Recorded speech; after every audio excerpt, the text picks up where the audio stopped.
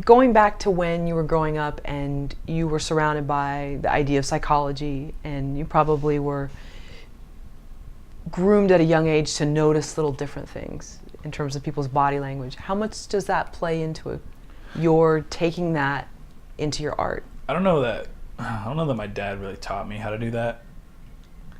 Maybe indirectly somewhat, but I was always kind of an introverted kid when I was young. I think part of it was just growing up with a single mom for an early part of my childhood. I was a little bit shy and timid. And but I still had the constant observant nature that I always have. And so introverted person with an observant mind will pay attention to how other people are and watch their mannerisms and watch how they are and watch, the structure of the social environment around them and get an understanding of that. It was very tough for me, actually, because I was always a younger person in my classes. Actually, I think I skipped a grade early on, too. I didn't go to kindergarten because my mom was really diligent and taught me how to read when I was like 4 or something like that. So I was 1 year behind everybody, developmentally speaking, and age-wise. And so I sort of hung back for a while. And I think just a lot of that, the way I was as a child, I learned how to just sort of people watch really in a detailed way. And I also was in this program called Scope, which I don't think is around anymore, but when I was in elementary school, it was like the gifted program. And they would teach you little really cool tricks about life that they don't teach you in most classes. And that is that you can kind of make your own rules. Like you can think critically about situations and make your own decisions. You don't have to just follow what people tell you or believe everything that's being said to you. So I learned how to provide an extra step in my thought process early on from these classes and interaction with my teacher there. Mrs. Walters was my teacher. She actually hit me up on Facebook the other day and was like excited about my film. That was pretty cool. Because she knew I was into films even back then. So, that class definitely taught me a lot early on. In fact, they taught me how to make the most of certain situations and how to navigate through tough ones. Where, if maybe sometimes you're not getting a bad grade because you're necessarily a super bad student, but maybe your relationship with the teacher's not right. There's other levels to life than just what is on a piece of paper or what IMDb says or anything like that. And so I learned how to understand that early on.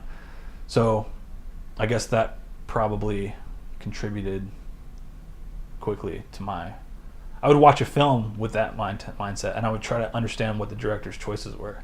I'd watch Terminator 2, which was like my favorite movie for a long time. It still is one of my favorite movies. I can watch it a million times. Still love it.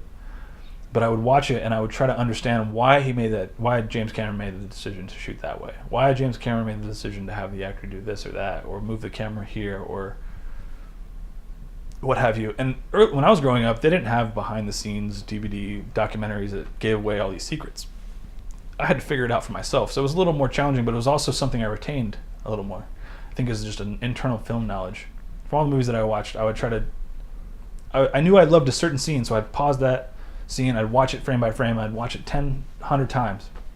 And I tried to figure out why I liked that scene.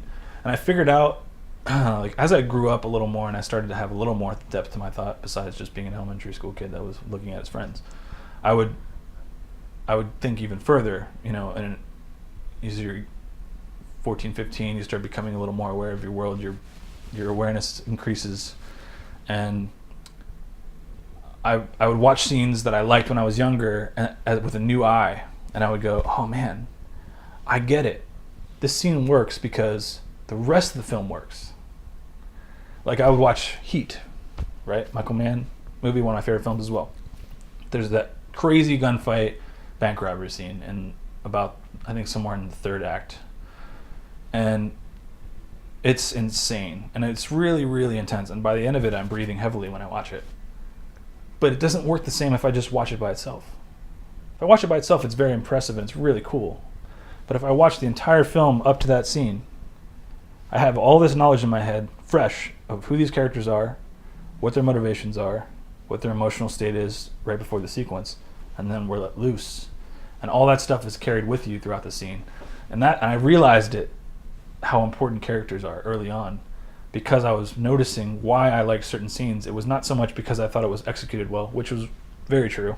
And I would try to emulate that early on. That was like the best I could do as a young filmmaker. I would try to emulate the things I liked, but in a very small way, because you can't really understand it when you're young. So I would try to like emulate shots and emulate framing and emulate the way that pacing was and the edit and all that. But I wasn't quite getting it. And part of it was obviously where I was like a young kid and I didn't have great actors and fantastic production design or great equipment. But part of it was also I didn't quite understand that other part of it until later. And once I started to understand that, I became more interested in how that was done, how important the actor is in making the character come to life as well. So all that stuff kind of compounds, when you're doing your own homework, I guess. When I was in college, I would watch 2-3 movies a day. Even if I was just doing homework and it was on in the background, at least I would have it on in the background. I would look over. Sometimes I could associate stuff I was learning in class with a movie. So when I read about a subject now, and I remembered studying for it in college, I remember, I was watching that scene in Die Hard when I was studying that part of this topic. So I have associations now with movies. Like I remember that I was watching this part of this movie when I was taking that test or whatever, and it helped me do better in my grades and stuff because I was associating something I really enjoyed with something I wasn't necessarily excited about at that age. But that's what I learned from. I didn't go to film school and was taught these things from a teacher or professor. I did the work myself. I really spent a lot of time when I was a kid watching movies and just trying to learn from them. Later on, DVD came out and they started doing behind the scenes, and people were, the magicians were pulling the curtain back and showing how they did some of the tricks. So I was excited about that because some of the times I'd be right about how I predicted that they would do things, and some of the times I'd be wrong. So I'd make adjustments to my thought process based on that. And now I can watch a movie, and 9 times out of 10, I think I'm pretty accurate about when I try to figure out how they did a certain thing, if it's done in camera. Sometimes if it's CG or whatever, I'm still working on that aspect of my I don't know how to do a lot of that stuff yet. I'm getting pretty good at compositing, but that's one of the things that I'm trying to develop a little bit more of ability in, because I feel like it'll help me as a filmmaker to have a knowledge of visual effects a little bit more in depth, because then I can make decisions on set with that knowledge. Whereas up until now, I've mostly been just doing stuff in camera. And then the people watching. Yeah, the people watching. It sounds like that really shaped you early on. Yeah. Just being a timid, quiet kid for a long time. I wasn't the type of guy that would have like parties and tons of friends over. I had like 1 or 2 friends at a time, but they're really good friends, like friends I confided in. So I think I've always been that way to a certain extent. I've been very like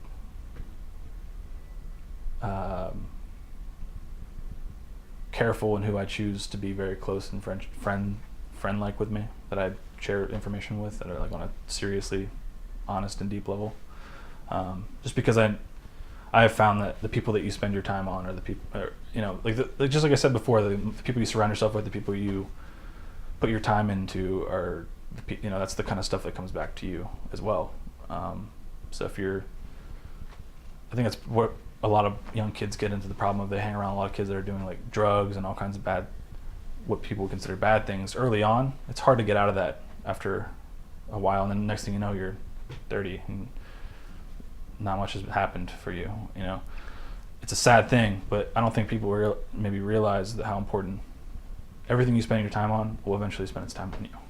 So. I mean, that's excellent, because I think also too, even if it's not the negative, the drugs and Sure. and maybe crime, whatever, also just the social crowd, and then always hanging out, and then you're never working on your craft. It takes effort to go socialize with people. Like Yeah. That's how I look at it, unfortunately.